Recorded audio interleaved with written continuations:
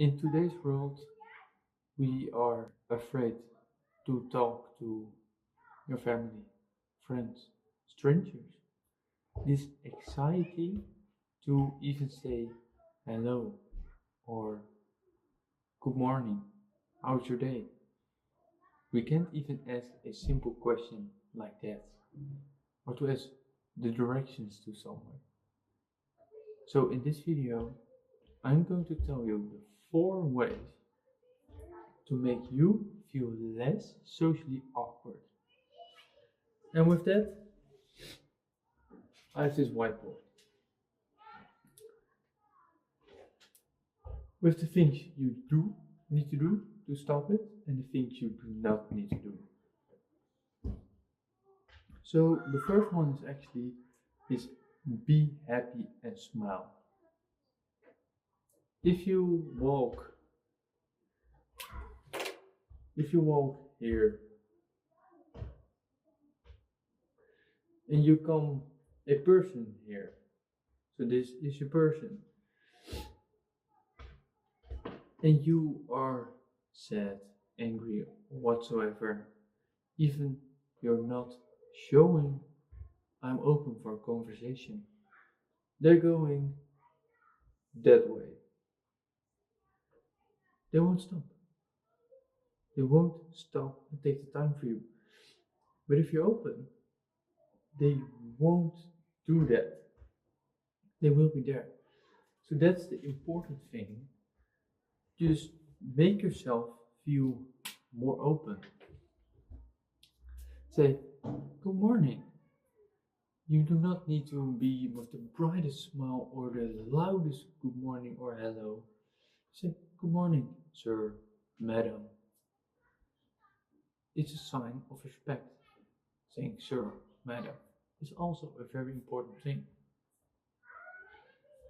But it makes you seem open. Just you're inviting a conversation. That's the first thing.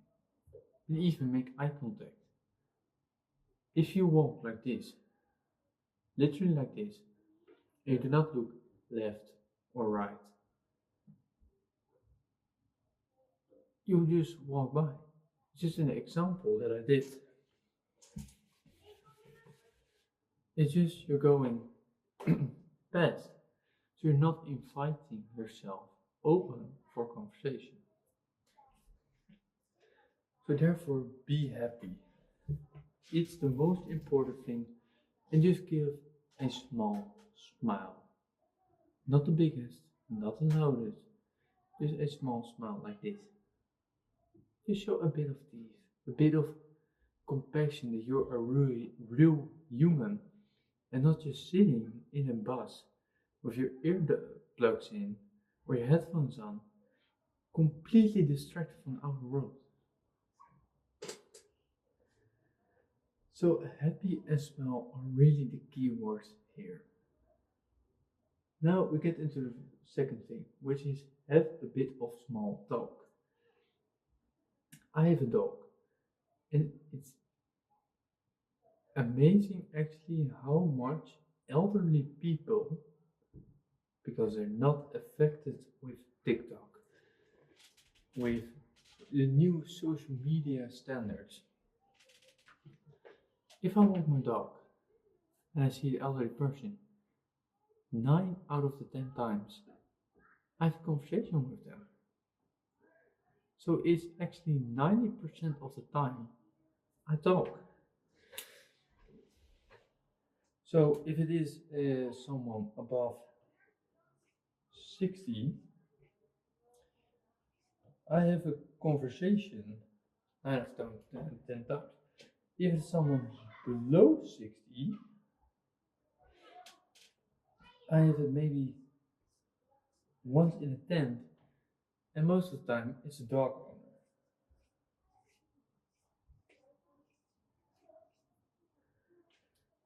owner. So these are your numbers. 60 and above, 9 of the time in conversation. Lower than 60, it's 1 out of 10, and it's mostly a dog owner. Because they're affected by TikTok.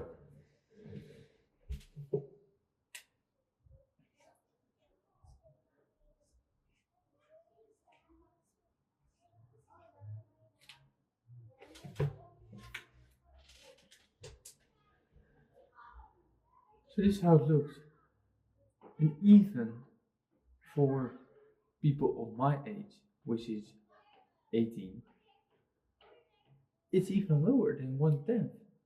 It's lower than 10%, maybe 1 in 100 times.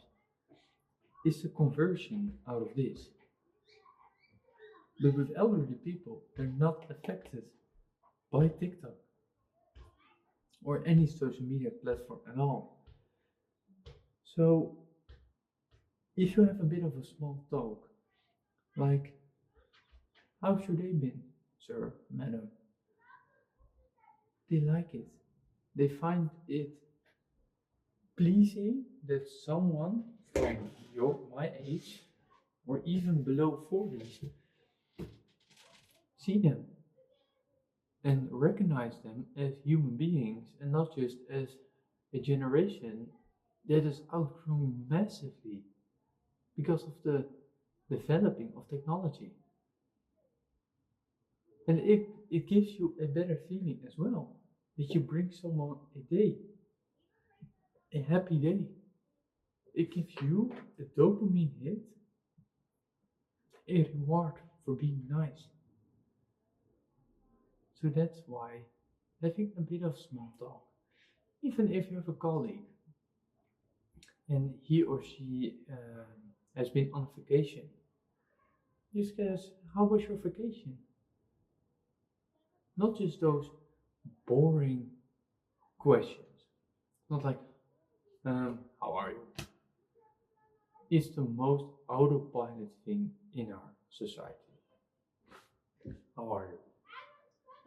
The standard response you get from someone that trusts you but not too much is good. Men or women, it's good. Men, it's a little bit more.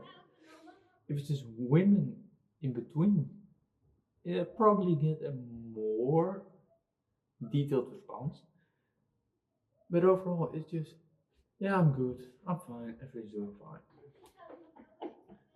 But if you ask, this is a little twist to this. Even if you say, yeah, how are you? Yeah, I'm good. How's the kids? You're changing the frame from autopilot conversation, to a more open conversation. You ask something about what's worth to someone, what actually I get in that later. People love talking about themselves, about our accomplishments, our achievements. That's what we like. So, if you have a bit of fun, show interest in them. And then they respect you, they feel seen by you. So that's the most important factor out of this.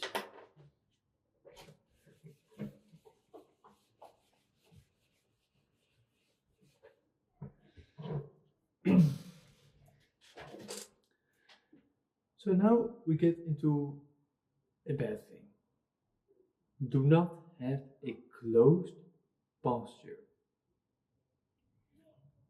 What happens when you have a closed posture? Dus you sit like, not like this. This is inviting. But sit like this. Or even worse. I do not have my phone on me, but I sit like this. This is inviting. It is inviting to you that even if I am at a party, a birthday party, I've seen it more and more. People sitting behind the screen. Is it inviting to have a conversation with you then? I hope your answer is no. So giving an open posture, it invites them for a conversation. And that's why, as males, we sit a bit wider. It's a bit more openly but masculine.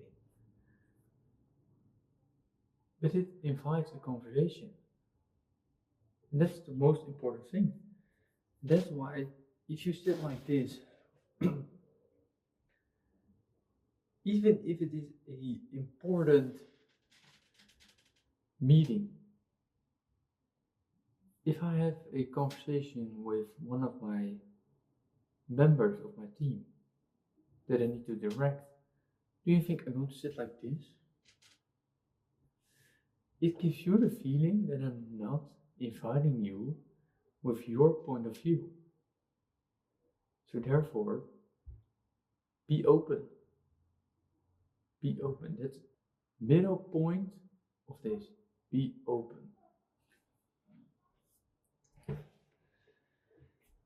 And the last one, I've said it already, and this is just full red. It's wrong in every way. If you do it, if you want to be more socially in conversations, in everything, just stop talking too much about yourself. Not talking about yourself is just as bad as talking too much. You need to find the middle. So if someone says, "How are you?" you're not going to react with, "How are you?" No, you ask their question. You answer their question. You do not counter it with another question.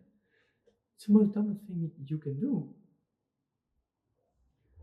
I say, sweet spot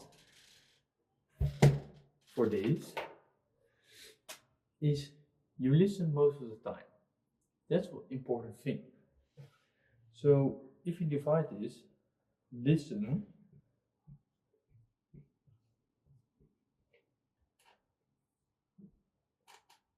and talk.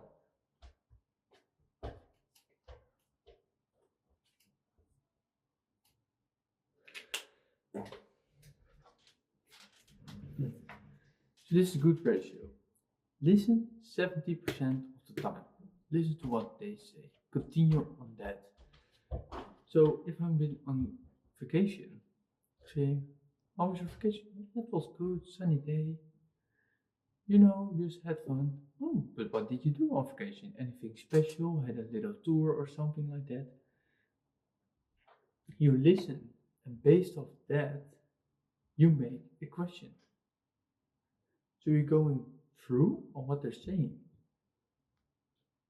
Importantly, you talk less, but you talk enough so it isn't wrong. So therefore, I say 70% listening, 30% talking. Do not go beyond that.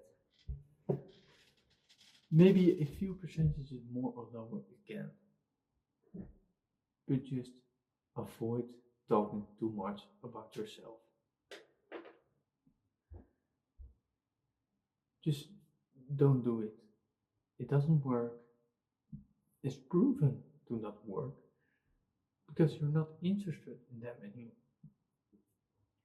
What are you going even to have a conversation about? So that are the 4 ways to be less socially awkward. And it takes time. For me to even have a conversation without someone starting it for me, it took me months. It's not something you do like this. It's not something like that. Do it step by step. If you are a happy person and smile a lot, you do not have to do that. But if you have a close posture, you can work on that. These are the 4 biggest things that people are doing. Even I can add something like, just have a conversation. But do not do that. It needs to come out of you, not forced. Do not force it. Forcing a conversation is just as bad. It needs to come natural. So if you see someone with a dog, well, have a nice car. You say, oh, nice car. Even the point compliment is something I can add. The list goes on. But if you change these four points, you're going to feel so much better. So it takes time, but push yourself to change. Don't be that zombie that walks down the street. Be open for conversation. That's the whole lesson. That's the whole point I'm making here. So with that, I hope you've learned something, and I hope to see you in my next video.